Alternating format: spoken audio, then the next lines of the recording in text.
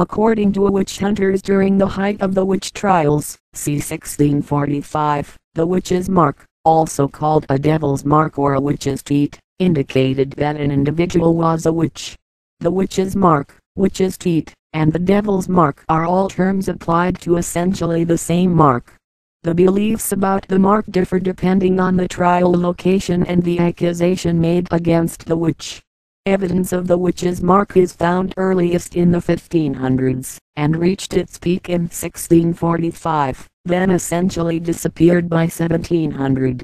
The devil's mark was believed to be the permanent marking of the devil on his initiates to seal their obedience and service to him. He created the mark by raking his claw across their flesh, or by making a blue or red brand using a hot iron. Sometimes, the mark was believed to have been left by the devil licking the individual. The devil was thought to mark the individual at the end of nocturnal initiation rites. The witch's teat is associated with the perversion of maternal power by witches in early modern England. The witch's teat is associated with the feeding of witches' imps or familiars. The witch's familiar supposedly aided the witch in her magic in exchange for nourishment, blood, from sacrificial animals or from the witch's teat. It is also where the devil supposedly settles, when he comes at night to bed his faithful servants, sometimes impregnating them with his seed.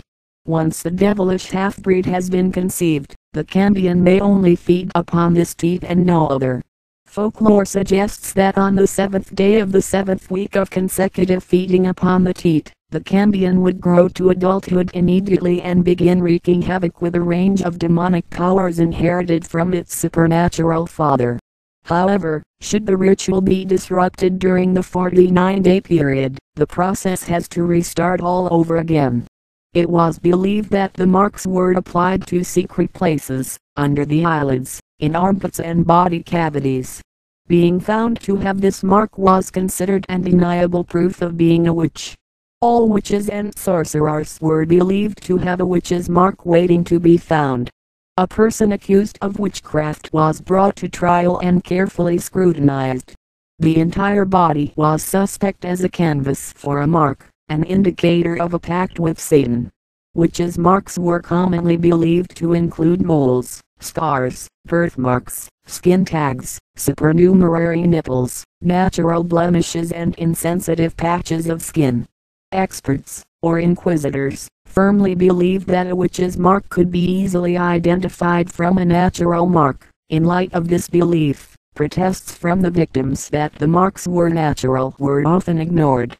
Authorities in the witch trials routinely stripped an accused witch of clothing and shaved all body hair so that no potential mark could be hidden.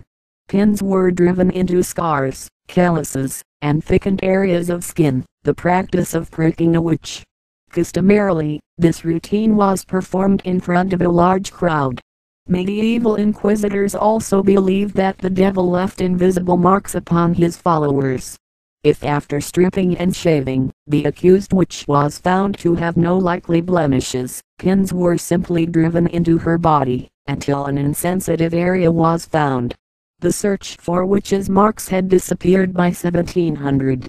The violence used against accused witches in order to discover the witch's mark included torture. To try to force a confession, priest applied hot fat repeatedly to Catherine Boyer-Ains's eyes and her armpits, the pit of her stomach, her thighs, her elbows, and Dan Sanacher and Dutch in her vagina.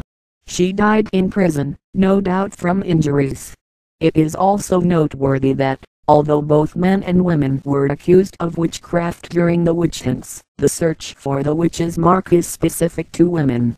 During the witch trials in early modern Europe, individuals were employed to help aid in the discovery and conviction of witches. These individuals were given the title witch finders. Perhaps the most famous witch finder was a man named Matthew Hopkins, circa 1620-1647, who claimed to be the witch finder general. Hopkins' writings reached the height of their popularity during the English Civil War, circa 1645, and contributed to the use of the witch's mark, as evidence of guilt. The record shows that two Scottish women disguised themselves as men, known as Mr. Dixon and Mr. Peterson, so they, too, could become witch finders. As far as the historical study of the witch's mark goes, historians are split into different camps.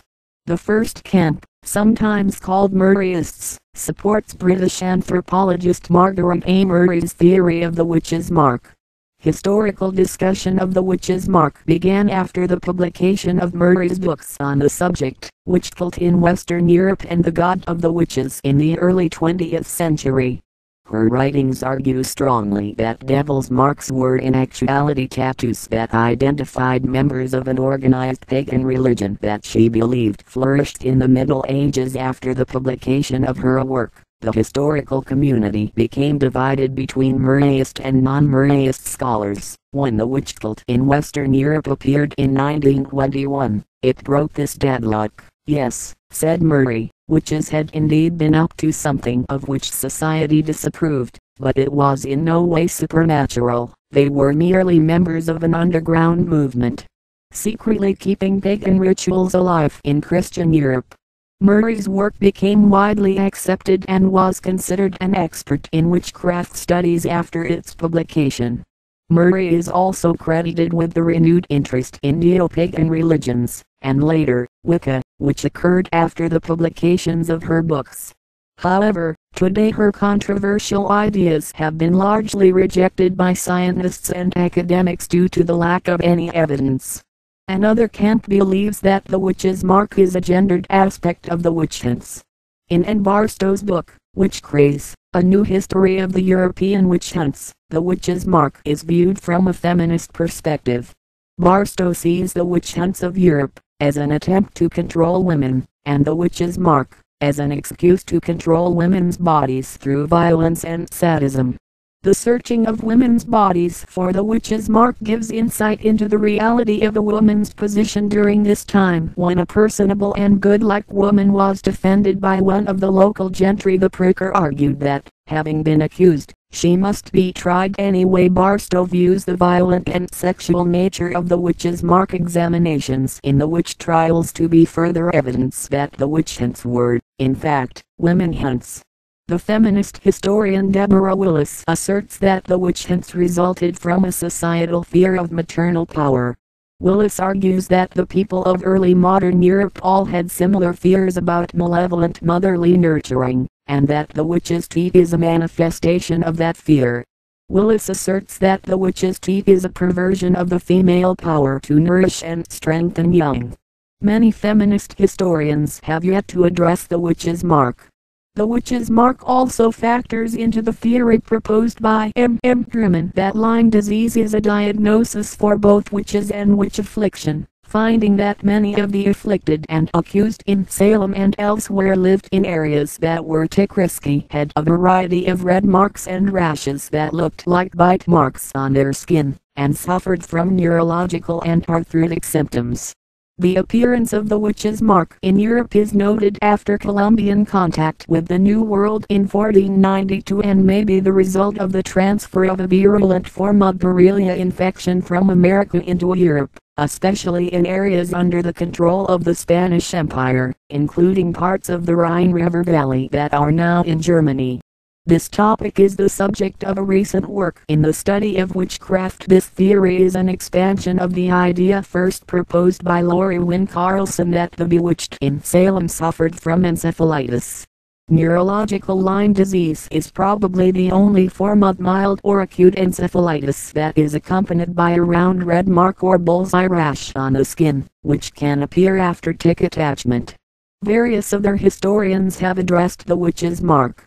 In his book Witchcraft, Magic, and Culture, Owen Davies describes the witch's mark as an established folk belief during the early modern period. Dismissal of the witch's mark as a folk belief and nothing more is the view of most historians regarding the witch's mark.